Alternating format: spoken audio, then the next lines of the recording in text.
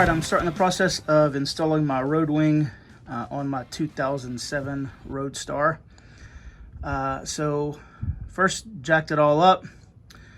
They talk about needing to jack the tire up a little bit. Well, I don't have another jack that's that size, so I'm probably going to get a piece of a 4x4 and put under there and just lower the jack when I need to. But first step is going to be getting the horn off, and then I'm going to go at those bolts and see if we can come up with something. Stay tuned.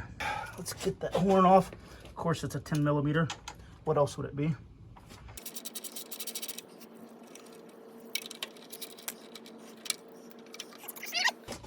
That does expose the bolt that I need there. And I think the other one is down here on the bottom right here. All right, so I have my brick under here. Lowered the jack a little bit.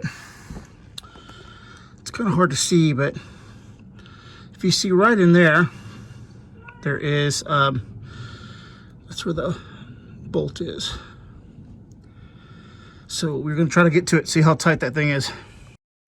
All right, so the nut on the other side is a 17mm, and you do have to access it from the right side. You don't have to take off saddlebags or exhaust or anything like that. I used a deep socket, and it's on there pretty tightly, so you kind of had to whoop on it a little bit to get it out. But once you start it, it's pretty free. It comes off pretty easily. Take note that there is a washer on this specific bolt assembly. There's not on the front. The hardest part was probably trying to get the bolts out. I used an Allen wrench to start it, to get it across to the left side. Went as far as I could. But the hard part is the fact that you have to put varying amounts of pressure on that shock to release it to where you can pull that bolt out. That's why they tell you put the jack, the motorcycle jack, far up front and then put another jack underneath. Well, I didn't have another jack, so what I did was just use a brick and use the motorcycle jack to create the tension or lack of. Remember to just remove the nut, but do not pull the bolt out just yet. Okay, so I got the rear nut off pretty easily. Left the bolt in there like the instructions say. I did print out the instructions because I wanted to make sure it all goes like it's supposed to. And now I'm going to try to get those front bolts, and let's see what we can do.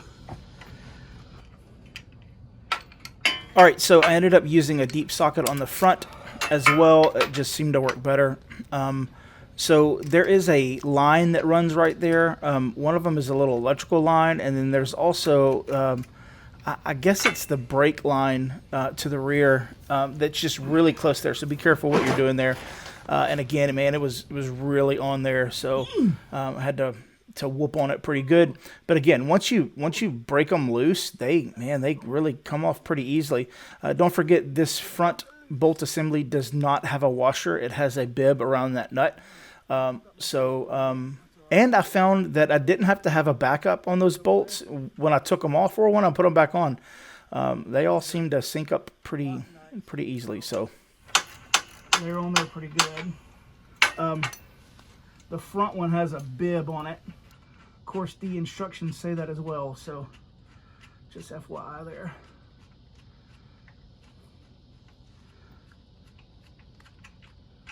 All right, so got that one off. Now let's see what I can do to get the bolts out. Use something to push the bolt through.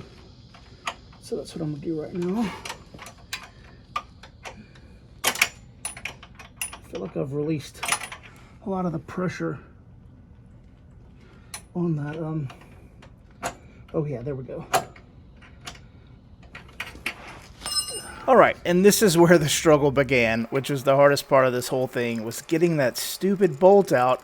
I would have to go back and apply more pressure to the wheel, less pressure to the wheel, moving it around, trying to figure it all out. I ended up taking an Allen wrench, and you can actually put the Allen wrench in between the shock collar and the frame and apply some pressure, and that will make it to where that bolt just comes right out. And so after all of my struggle, it finally happened where it came loose. There we go. All right, so I had to finagle the jack back and forth to make sure that the tire had the right amount of pressure on it. But you see right there is the shock collar, and that's mounted up like that. But what I did to really get the pressure off like it needed to is I put this Allen wrench in here. Of course, this was up like this, you know, but I put this in there and kind of gave it just a little bit of a pry like that, and that got me exactly where I needed to be. This next screw, or bolt I should say, is right here. So I'm gonna pull that out, and they say it should just come out. Okay, it was at this moment that I ran into the biggest problem that I faced in this whole build, and that's the fact that my motorcycle jack simply was not far enough forward. Now in the instructions it says move it as far forward as you can while still being safe and the motorcycle sturdy.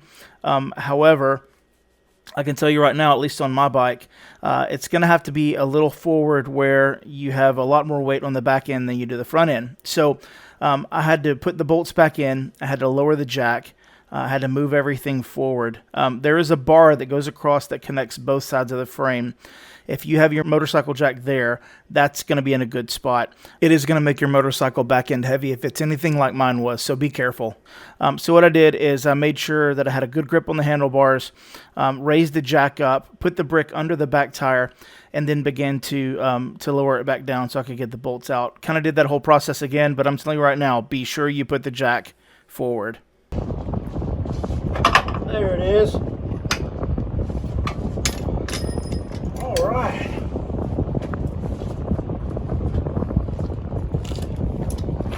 There it is, ladies and gents. All right. All right, fellas. Came inside because it's hotter than Satan's toenails out there. Got my instructions here. Print them out. Now I went ahead and made my own switch here because I'm using the original Honda one. I got all this from Billy Kingsley, who's been a huge help in all this process. So if you guys get stuck on something, I'm sure if you reached out to him, he'd be able to tell you what's going on. One of the things, it says that whenever you install this, make sure that this is down, facing at least, not necessarily down, I guess, but in a way where you can adjust it if you need to, or, you know, whatever you need to do. So what my plan is to fill it up as much as I can here, and then put the hose on it before I put it in, which is this right here. And then once this is, you know, up, then I'll be able to just add and let the bubbles seep out. So we'll see how that works. But anyway, this is it right here. Now, because I got this from Billy, he already did a lot of stuff on it. So he even turned this down, facing down like you need. So, all right, got my tools. Got a nice can of water here. China Buck Ruby Red, highly recommend it. All right. So this is just some basic disassembly and then reassembly. Just know that the two sockets right there are not the same, and so I can't remember what they were, but obviously something metric. So you can go ahead and pull those off, and you know that bolt came out of there pretty easily. I mean, it's nothing to it, and that got that all free. But if you are unfamiliar with how to use, or like how these dog bones are put together, like I honestly didn't know. I'm new to all this still. There is a bar that goes through the center essentially, and so you can just I tried to spread it apart thinking that would do it, but that really obviously doesn't do anything. You don't want to do that, you'll bend it. But what I did is I got the edge of my ratchet there and just pushed that bar through, and it came right out, and that freed up the old shock. Now remember, you are going to have to do some grinding on the shock collar for everything to fit back together, so that's what I did next off camera. All right, you see I got my grind work done right there. It doesn't take a lot at all, to be honest with you, which was surprised about that. Gonna go ahead and work at putting this back in. I put some of this Permatex on it like the paperwork calls for, making sure the nipple is down. This right here is a pretty tight fit. We'll see if I tap, tap, tappy will work.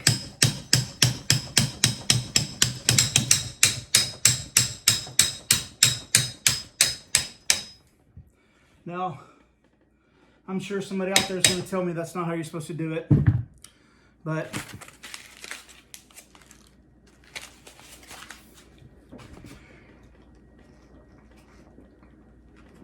all right. Now,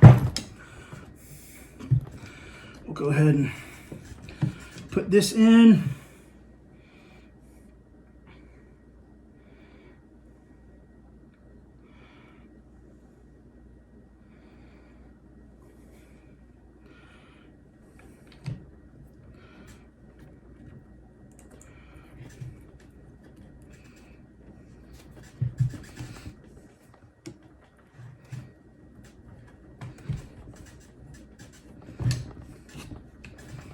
Alright, that's through. I mean, so far, honestly, this has really been a pretty easy process, you know. Maybe I should not say that until it's done. I know it recommends some foot torque, but just want to get it good and tight. Not too tight, but tight enough. All right.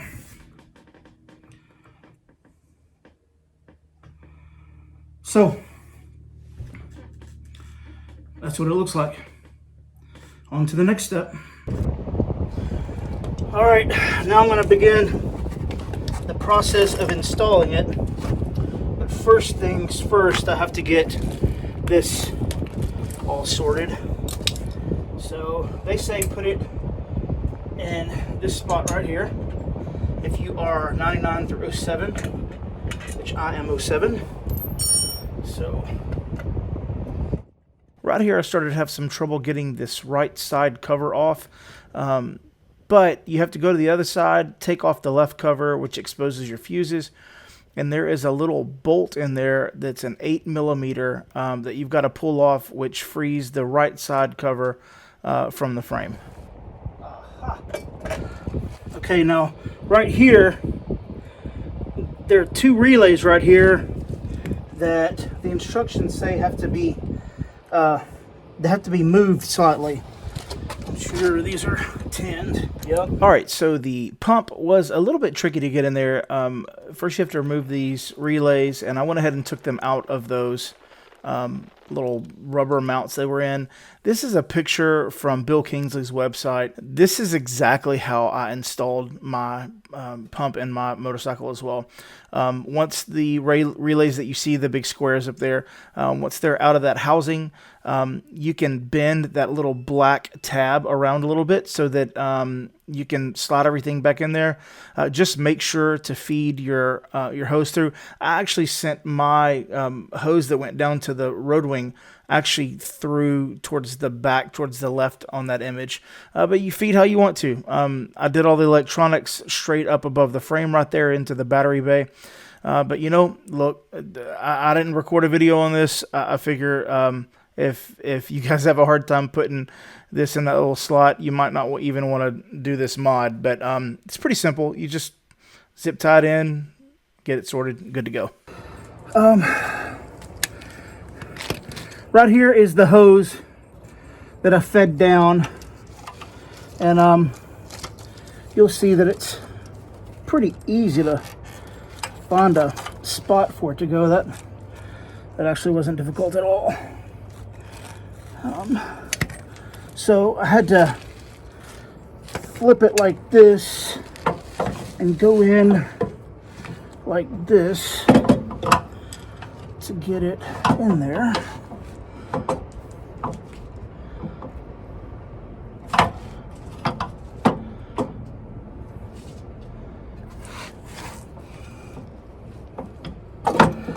There we go. Beautiful.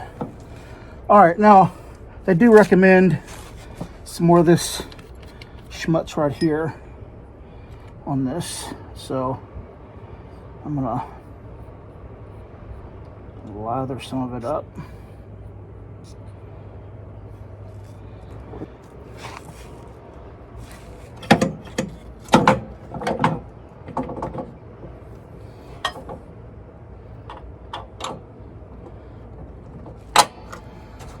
definitely has to be just right.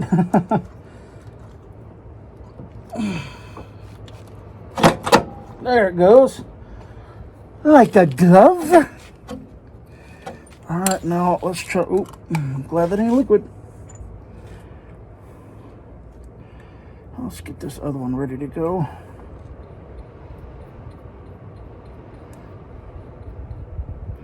Now remember, this one is the one you have to finagle a lot.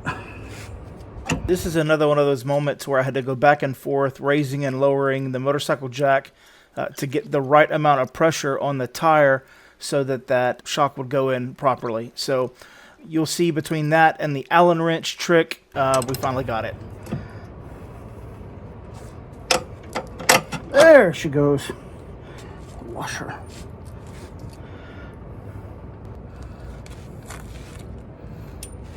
Bollocks. Alright, time to come to the other side. Alright.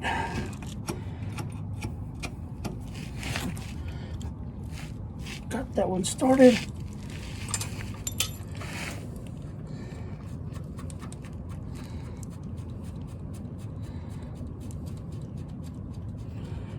Now, they say, I've heard some guys say that even if you don't have the wrap on it or whatever, that even if you leave it just like it's sitting right here, it's still a better ride. Well, that's what I've heard. I don't know for sure, but I gotta tell you, boys, anything's better than what it was. Installed. Out of living. Now I'm gonna, let's see, think I can get one to grow on. Install the hose here. Right. Tight as a fiddle string.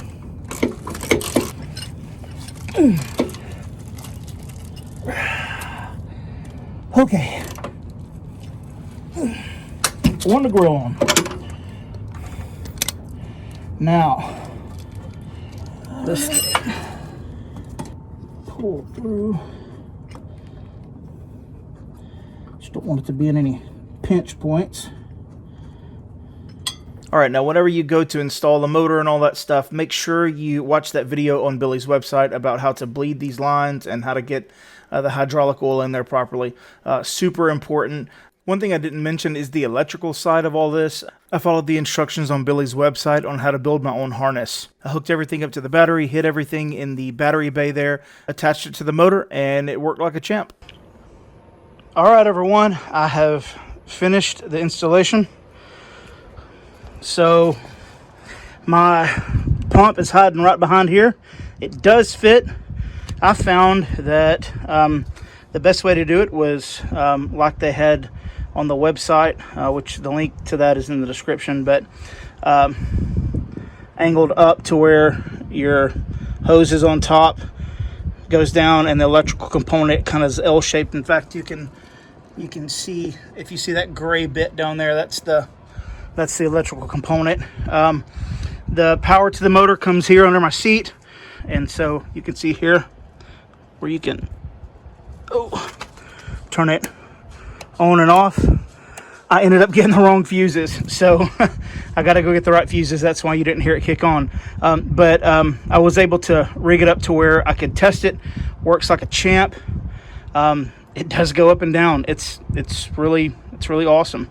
So I'm excited to take it out and try it out. So I was honestly hesitant to do the job just because I'm really good at construction, but not had a whole lot of experience with fixing cars and such like that. But I mean, it was actually pretty simple.